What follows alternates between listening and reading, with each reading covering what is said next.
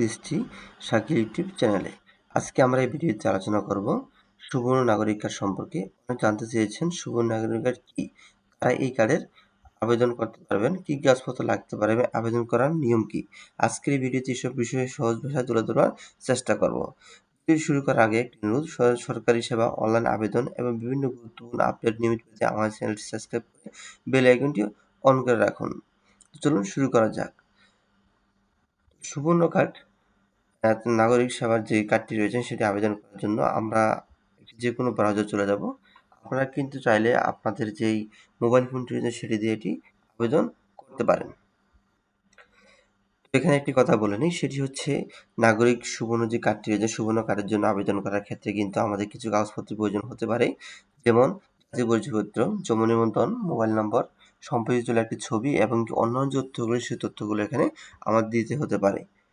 আমরা যে কাজটি করব সেটি হচ্ছে আমরা এখানে লিখব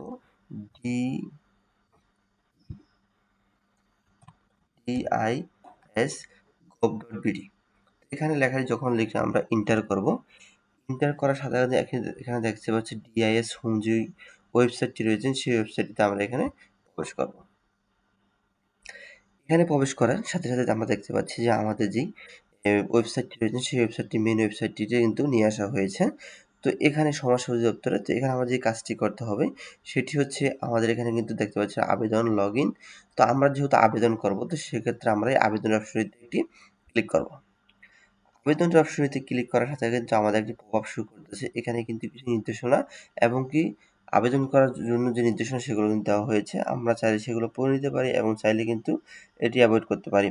তো আবেদনকারী বাংলাদেশ নাগরিক হতে হবে। এখানে কিন্তু ৯ টি বিশেষ নির্দেশনা দেওয়া রয়েছে যেগুলো কিন্তু অবশ্যই এখানে দিতে হবে এবং কি থাকতে হবে, আপনাকে পড়ে নিতে হবে। তো এখানে আমি অবগত হলাম এই বিষয়টি টিকমার্ক দিয়ে এখানে হ্যাঁ অপশনটিতে ক্লিক করে দেব। হ্যাঁ অপশনে ক্লিক করার সাথে কিন্তু আমরা উপরে দেখতে পাচ্ছি যে সূচনা সেকশন 1, সেকশন 2, সেকশন 3। তো আজকে আমরা এই ভিডিওতে দেখব কিভাবে আমরা এই সেকশনগুলো সম্পূর্ণ সুন্দরভাবে ফিল আপ করতে পারবো। এখানে একটা কথা বলেন সেটা হচ্ছে এখানে কিন্তু ৩ টা অপশন আছে, বিজয়, অভ্র। আপনারা যেকোনো ফোন দিয়ে কিন্তু এটি টাইপ করতে পারেন, কোনো সমস্যা নেই। তো আমি একেকটি ধাপ কিন্তু সুন্দরভাবে আপনাকে বোঝানোর চেষ্টা করব। যারা আজকে এই ভিডিওটি দেখবেন পরবর্তীতে হয়তো এই সুবর্ণ কার্ড নিয়ে আর কোনো প্রশ্ন থাকতে পারে না। তো চলুন শুরু করা যাক। এখানে প্রথম বলছে name of the English capital letter. এখানে ইংলিশ যেই নামগুলো রয়েছে ইংলিশ নাম দিতে হবে। এখানে একটি দেখেন, খেয়াল করলে বুঝতে পারবেন যে আমাদের ডান পাশে কিন্তু সব বাংলা তথ্যগুলো চাওয়া হয়েছে এবং কি বাম পাশে কিন্তু সম্পূর্ণ ইংলিশ তথ্যগুলো চাওয়া হয়েছে। তার মানে আমাদের বাংলা ইংলিশ দুইভাবেই তথ্য কিন্তু এখানে প্রদান করতে হবে, কারণ সুবর্ণ নাগরিক কার্ডে কিন্তু ২ রকমই তথ্য দেওয়া থাকে। এখান থেকে আমরা নাম ইংলিশটি দিয়ে দেবো। তারপরে আমরা এখান থেকে আমাদের ন্যাশনালিটি সিলেক্ট করা থাকবে। তারপরে এখানে যেটি রয়েছে আপনি কোন চাকমা, ত্রিপুরা, মারমা, গারো, আদার্স যদি হয়ে থাকে আদার্স দিবেন। আমরা যেহেতু বাঙালি অবশ্যই আমরা এখান থেকে বাঙালি যে অপশনটি থাকবে সেটি সিলেক্ট করে দেব। তারপরে এখানে হচ্ছে মাদার্স নেম, মানে আমাদের মায়ের নামটি ইংলিশে, ফাদার্স নেম ইংলিশে দিতে হবে। তারপর সাপোজ নেম এখানে দেখাচ্ছে ৬ নম্বরে সাপোজ নেম।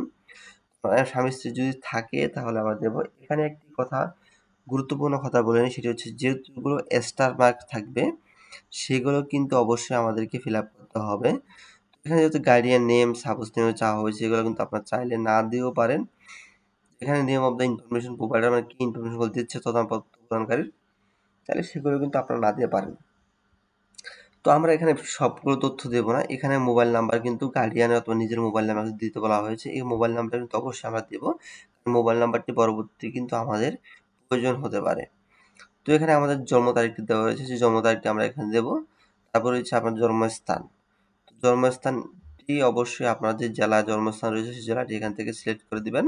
এখানে কিন্তু সবগুলো জেলা দেওয়া রয়েছে। তারপরে হচ্ছে এখানে নেম ও নাম্বার ফ্যামিলি মেম্বার্স, আপনার পরিবারের সদস্য সংখ্যা কত, তারপরে মহিলা পুরুষ, এখানে সবগুলো আপনাকে দিতে হবে। তারপরে এখানে যে বিষয়টি সেটি হচ্ছে এখানে আইডি নাম্বার চাওয়া হয়েছে। যদি আপনি আইডি নাম্বার দেন তাহলে জন্ম নিবন্ধন দেওয়ার প্রয়োজন নেই। আর যদি জন্ম নিবন্ধন নাম্বার দিয়ে থাকেন তাহলে আইডি নাম্বারের কোনো প্রয়োজনীয়তা নেই। আপনি যদি আইডি নাম্বার যদি দেন তাহলে সেখানে জন্ম নাম্বার যে অপশনটি কিন্তু হাইড হয়ে যাবে। আমি দেখাচ্ছি আপনাকে। আমি আইডি নাম্বারটা লিখে দেখাচ্ছি।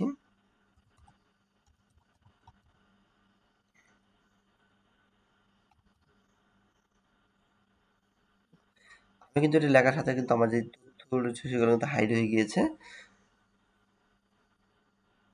এখানে দেখতে পাচ্ছি সকল তথ্যগুলো কিন্তু কমপ্লিট। তো এখানে দেখাচ্ছে আমাদের পার্মানেন্ট অ্যাড্রেস মানে বর্তমান প্রেজেন্ট অ্যাড্রেস, বর্তমান ঠিকানা। তো আমরা এখান থেকে আমাদের যে বর্তমান ঠিকানা থাকবে সেটি বর্তমান বিভাগ, তারপরে আপনার জেলা, উপজেলা, সকল সিটি কর্পোরেশন, ইউনিয়ন সবগুলো তথ্য কিন্তু আমাদের বর্তমান স্থায়ী ঠিকানা দুটি এখানে প্রদান করতে হবে। তো এখানে যদি আমাদের একই হয়ে থাকে তাহলে আমরা টিক মার্ক দেওয়ার সাথে সাথে কিন্তু আমাদের এটি ফিল আপ হয়ে যাবে। আমরা এইভাবে কিন্তু চাইলে প্রথমে যে সূচনা যেটি রয়েছেন সেটি বাড়ি নাম্বার, ওয়ার্ড নাম্বার সবকিছু দিয়ে আমাদের উপরে সূচনাটি রয়েছে সেই সূচনা কিন্তু আমরা এখান থেকে চাইলে কমপ্লিট করতে পারি।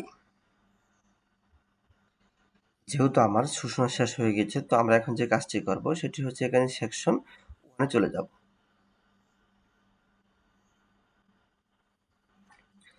আমরা সেকশন 1 আসার সাথে সাথে এখানে দেখতে পাচ্ছি যে আমাদের কিন্তু অনেকগুলো তথ্য চাওয়া রয়েছে। এখানে কিন্তু আমরা আরো 3টি সেকশন রয়েছেন।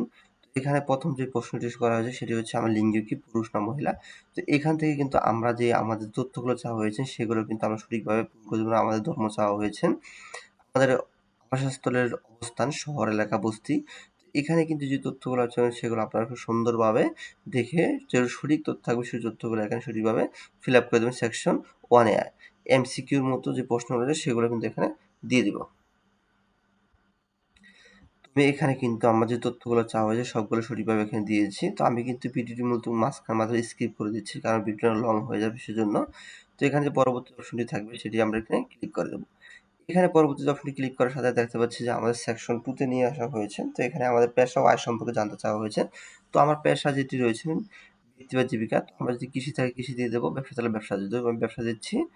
পরবর্তী বার্ষিক আয় প্রযোজ্য নয়, যদি আপনার না হয়ে থাকে তাহলে প্রযোজ্য নয় দিবেন অথবা না থাকলে নাই দিবেন। তো এখানে প্রযোজ্য অপশন যে রয়েছে সেটি আমি এখানে একটি দিয়ে দিলাম।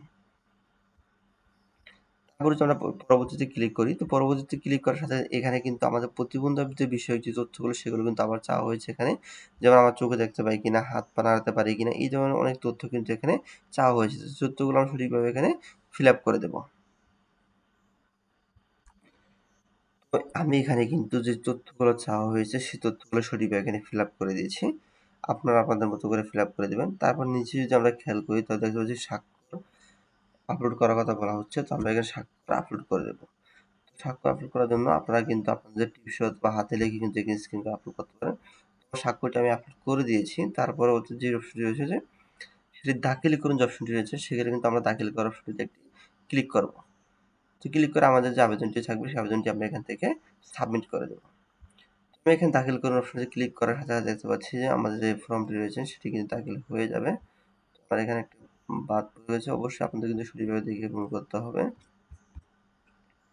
আবার দাখিল অপশনে ক্লিক করলাম। ক্লিক করার সাথে দেখতে পাচ্ছি যে আমাদের যেই আবেদনটি রয়েছে সেটি কিন্তু অলরেডি দাখিল করা হয়েছে। তো এখানে দেখা যাচ্ছে ধন্যবাদ।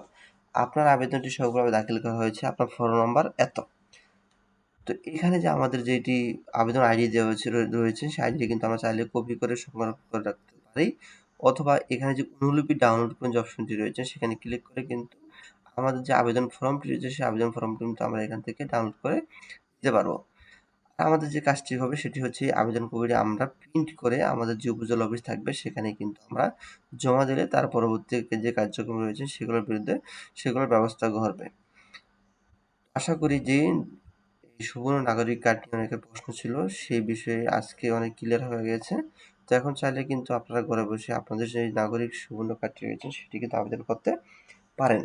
তো এতক্ষণ সাথে থাকার জন্য অসংখ্য ধন্যবাদ। যদি কারো কোনো মন্তব্য থাকে অথবা কিছু না বোঝার থাকে অবশ্যই আমাকে কমেন্ট করে জানাবেন। আমি আপনাদের বোঝানোর চেষ্টা করব। ততক্ষণ সাথে থাকার জন্য অসংখ্য ধন্যবাদ।